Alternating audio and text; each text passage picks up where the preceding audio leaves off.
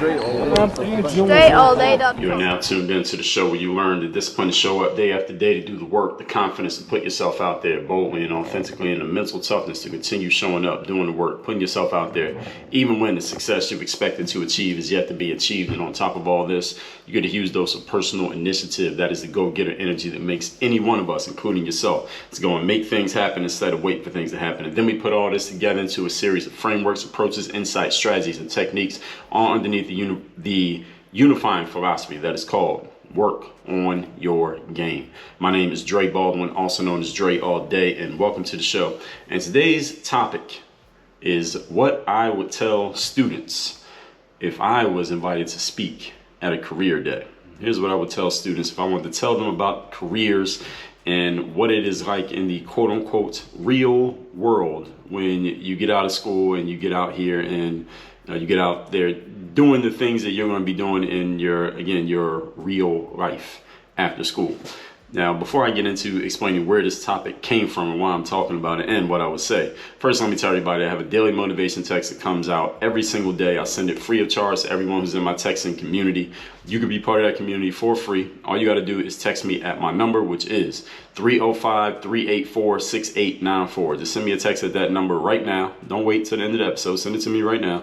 And every day you'll be getting my daily motivation text for free straight to your phone.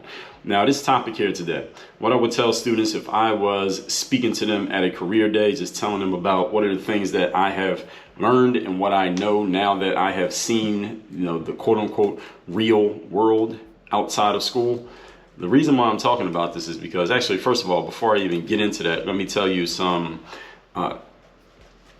episodes where I've talked about these kind of things in the past. In episode 1088, I told you about what I've learned about the quote unquote real world as compared to what I was told it would be like in the real world. And also in episodes number 1727 through 1722, I did a virtual Q&A with some students from a high school up in, and I forget what state this was, somewhere in the Midwest, where one of the teachers that was listening to the show, he just asked me if I would come and do like a Zoom with the kids.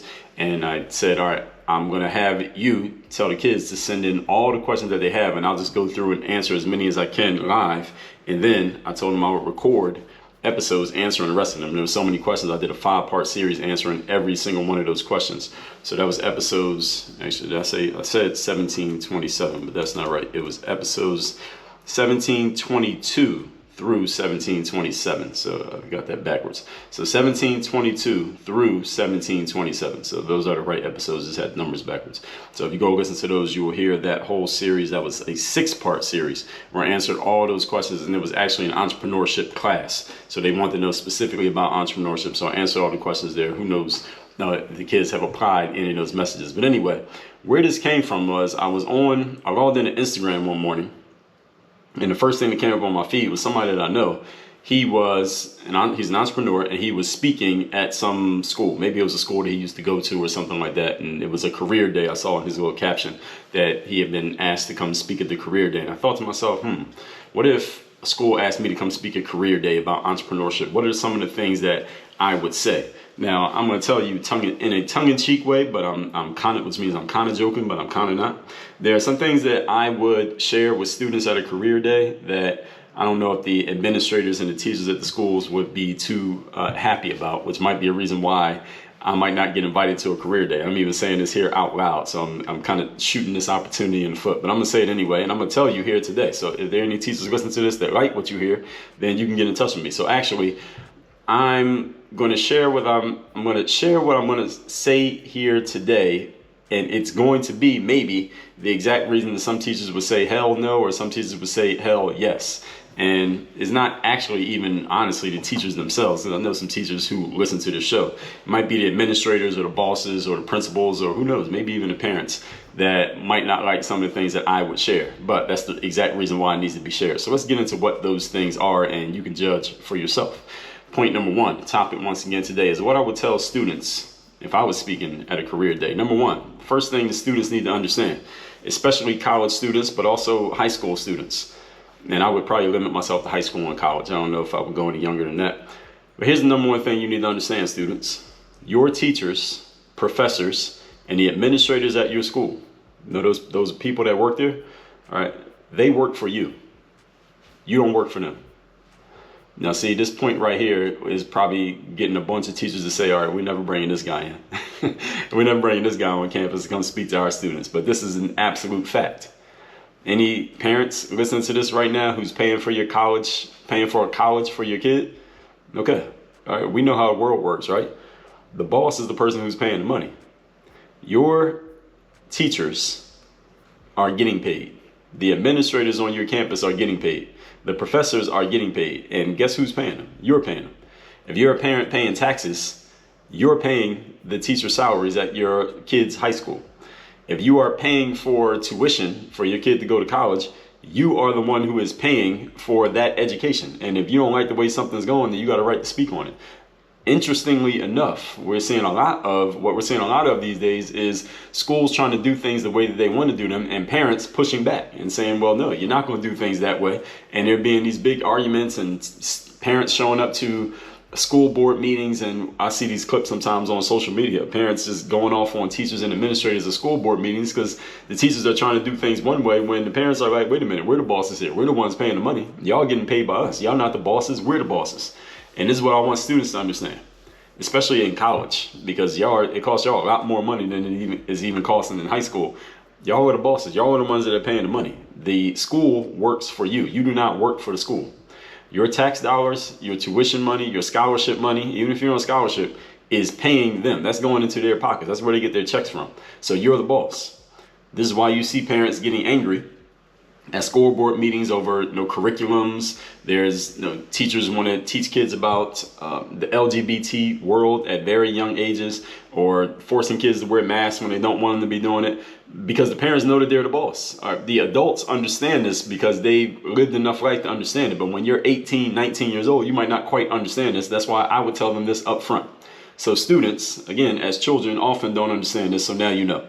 This point alone, as I already said, pretty much guarantees that very few schools would ever bring me in as a guest speaker, because I'd be basically slapping the teacher right in the face with this first point, even if this wasn't part of what I planned to say, just because I said it right here. But anyway, I'm not pining for an invitation to a career day. That's what I'm doing here on this show. Point number 2, today's topic, once again, is what I would tell students if I was invited to speak at a career day. Number 2, most of what you learn here, meaning at school, I'm assuming that I'm in a school talking to kids, most of what you learn here will not be applicable in real life.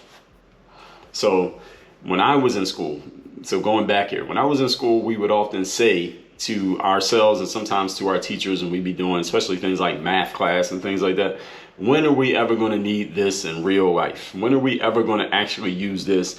We're just doing this, the teachers just making us do this, just busy work, just so they can feel important or make it feel like we're doing something. And the teachers will have some type of pushback on this, nothing really useful, and our parents will sometimes have a pushback on it. Again, nothing really useful. So here, let me solve the mystery for you that you are absolutely right. Most of the stuff you're learning in school and having to do in school, and the assignments that you're doing and the projects that you're turning in, have zero application in real life. Nothing. None at all. However, even though most of the stuff you're doing has no real life application, it does have value. Those are two different things. And let me tell you what the value is. Because when you get into the quote unquote real world, and you have a job, or you're running a business, hopefully it doesn't happen as much if you're running a business, but if you get a job, which many people will, most of what you do when you're working at your job won't have shit to do with the bottom line of the success that your work is producing. In other words, you're going to be doing a whole lot of stuff that is doing absolutely nothing to move your business forward, absolutely nothing to help the company, that you're working for advance, but you're going to be doing it anyway. You're going to be doing a whole lot of stuff that has absolutely no effect on the bottom line. The same way that in school, you're doing a whole lot of stuff that has absolutely no effect on the bottom line. And let me give you a secret. Your teachers know this. They understand this, but they can't say it to you out loud, and they can't confirm it when you ask them, because if they did, they would lose their jobs. And we'll just leave it at that. This is Paretos Principle, which hopefully y'all have learned in school. Again, I'm assuming I'm talking to a bunch of students here. Paretos Principle is also known as the 80-20 rule, which states what? 80% of our efforts are producing only 20% of the results, and vice versa. 20% of our efforts are producing 80% of the results, which means most of what we are doing on a day-to-day basis has shit to do with the actual results that we want, but we do it anyway. This is how most human beings operate. That's why this is Pareto's principle. It is not Pareto's idea. It is not Pareto's opinion. It is not Pareto's belief. It is Pareto's principle, because this is what human beings do. There are only a few essential things that you, we, I, all of us are doing every day that are really leading to the outcomes that we want. Everything else we're doing is bullshit busy work that we often do just so we can feel like we are being quote unquote productive, or that we can look like we're being productive to our bosses. Now, those bosses can be in several different forms. In school, when you're in class, the boss is the teacher, even though they're not a boss. But when you're sitting in the classroom and they're in the front of the room, they are ostensibly the boss. You have to do busy work just so you look like you're doing something to the teacher, and the teacher looks like they're doing something to their boss, and the principal looks like they're doing something to their boss, and the shit is just flowing downhill. This is just the way that it works. All right, school is just getting you ready for what it's going to be like in the real world, for the most part. Again, there are some exceptions, but for the most part, this is pretty much what is getting you ready for the same bullshit that you're doing in school. You're going to be doing this bullshit at work. Only difference is you're getting paid for it. That's it. That's all. You get older and you got kids, and now you don't have a choice to decide to not do it, because now you can't pay your bills if you don't. That's basically the only thing that changes over time when you go and get a job. Again, this is all the reasons why I would not be speaking at a career day. Your teachers are just as guilty as you are of violating Pareto's principle, doing 80% stuff that has no effect on the bottom line, really, for the most part. They're just guilty as you are, but don't be mad at them for it. Okay? So I don't want any of you, and I would probably, if I speak at a career day, I got to tell the teachers to get out. I got to kick the teachers out of the room before I start talking.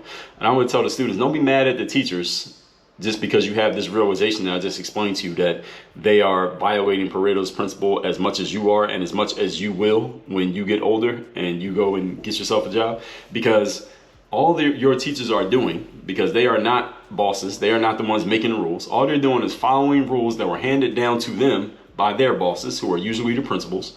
And the principals are only following rules that were handed down to them by their bosses, who are somewhere in the school district. And they are only following rules that were handed down to them by their bosses, who are usually some people in the local government. So again, we call this shit flowing downhill. So it's a shit idea that it started with, and then just flows downhill, and it eventually gets down to you, the people at the lowest rung of the ladder, which are you, the students. All right, so the shit that you're dealing with right now, again, the only thing that's going to change in the future is, instead of being a student, you'll be an employee, and the shit's still going to flow downhill. The best way to get out of this whole situation is to get out of that game. And that's a whole different conversation for a different day, but I'm just letting you know what it is, just in case you find yourself there and you wonder how the hell it happened. School is grooming you for this. So in school, just as you will in real life, you are doing a bunch of work that's completely useless, but it makes it look like you're giving effort. All right, now, how many adults who are listening to this right now, how many of you are at work right now, and I just described what you do for the most of every single day? All right, you don't have to confirm it, you don't have to say it out loud, but you know just as well as I do. How many of you are on your way to work? You know exactly what I'm talking about. You know just as well as I do. You're doing a bunch of stuff that doesn't really affect anything, but it makes it look like you're working so that they keep paying you. Now, students, you all should get really good at doing this busy work, or at least making it look like you're trying at this busy work, because this is a skill that you will need and you will use when you get out of here. Okay, so keep it in mind. This is not something to be dismissed. No, none of the stuff you're doing in school, in class every day is going to be applicable in real life, but the skill of looking like you give a damn about it, that will be applicable in real life, because you're going to need it. So let me give you a related bonus lesson. Point number 3. Today's topic, once again, is what I would tell students if I was speaking at a career day. And I already said this twice already here today. Number 3, shit flows downhill. What exactly does that mean? As I already explained it. You get a shit idea, starts at the top with a person who does actually have authority, then they pass it down to their subordinate, and they pass it down, they pass it down, they pass it down, until it finally gets to the bottom of the pyramid, who are you, the students right now, but in the future it'll be the workers, or maybe even the customers, but those businesses will go out of business. They give too much shit to their customers. But everybody gets what I'm saying here. There is only one possible way to avoid this busy work where you're getting 80% of your effort goes into it, but it's only producing 20% of the work. And that is to put yourself at the top of the food chain in your line of work. That's the only way to escape this cycle of nothingness, is to put yourself at the top of the food chain.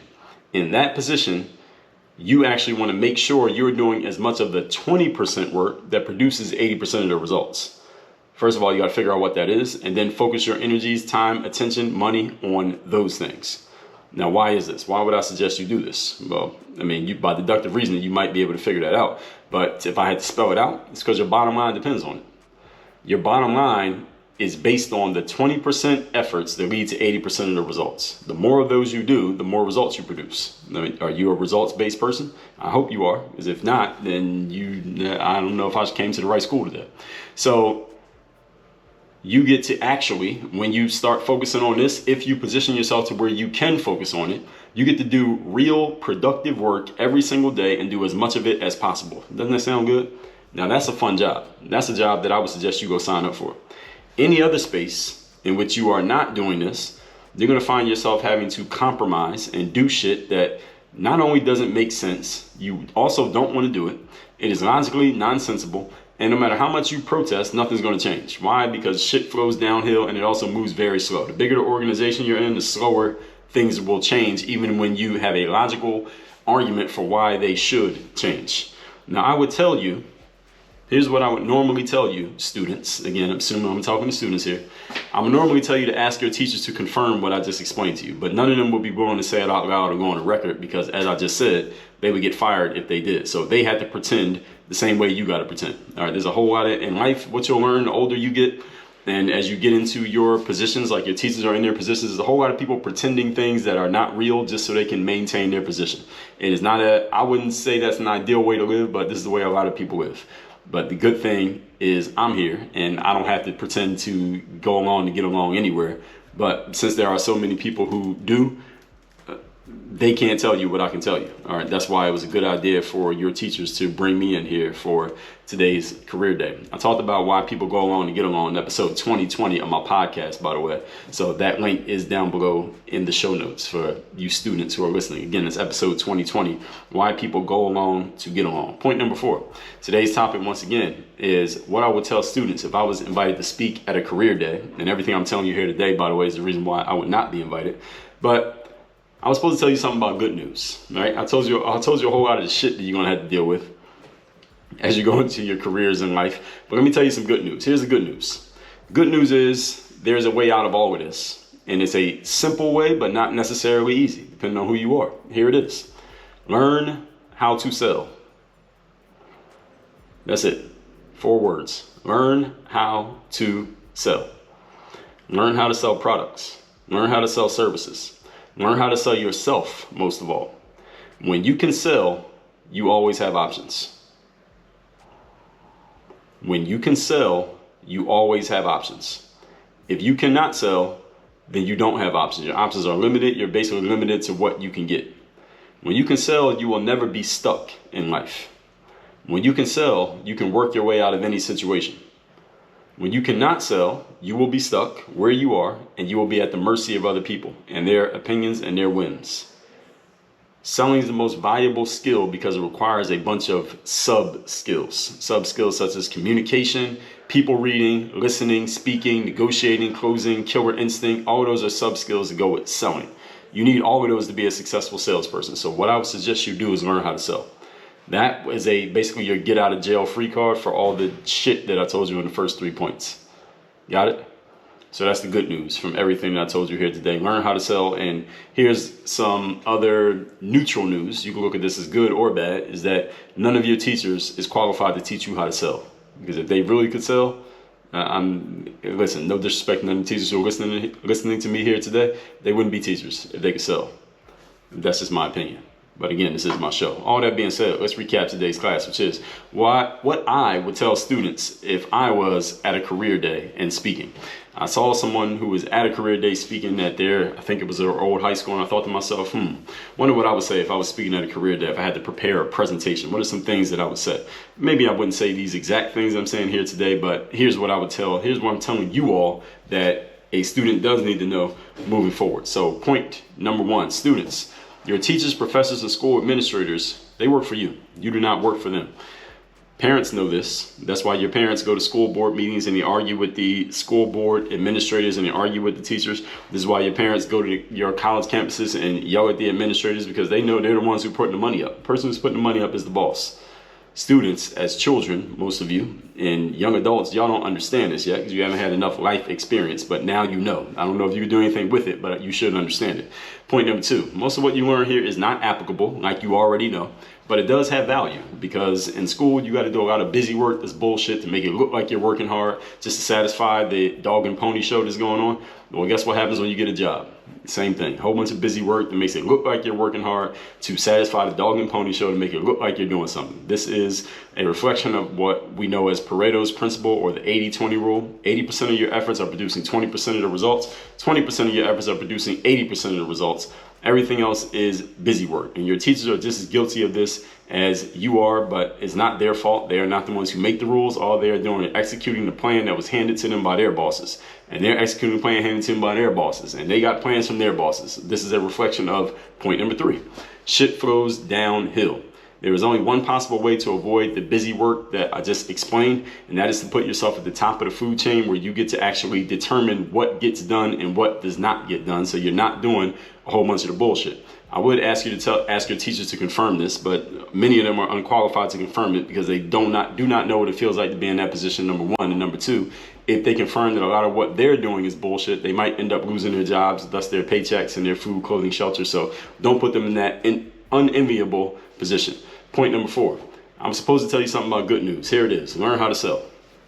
That's the good news, is a directive. Learn how to sell. When you can sell, you can basically write your own ticket. You can get out of any situation. You are never stuck. You are never in a situation without options when you know how to sell. If you can't sell, then you got a problem. And you basically are going to have to go through all of this shit that I just told you about in the first 3 points. Good thing about selling is that it involves a bunch of sub skills in addition to selling, because you have to be good at communicating, people reading, listening, speaking, negotiating, closing, and having a killer instinct, all of which are useful in other areas of life as well. You need all of these to be a successful person, let alone a salesperson. So all that being said, I thank you students for your time here, and hopefully this leads you to a beautiful career. Now, for everybody listening to this show, 3 things I'm going to tell you to do. Number 1, get my daily motivation text by texting me at my number 305-384-6894. Number 2, get my Bulletproof Bulletin magazine. Every single month, I'm sending this out to everyone who is subscribed to my magazine. I'll give you your first issue free. Physical mailing straight to your doorstep. Go to bulletproofbulletin.com. That is listed down below in the show notes. And number 3, join my Bulletproof Mastermind. That is the next step where you start working with me directly. I do a live training every single week, open conversation, Q&A, and you get to connect with other serious professionals who've been handpicked by me, who are serious about taking their games to the next level just like you are. Join there by going to workonyourgameuniversity.com. Work on your game. Dre all day.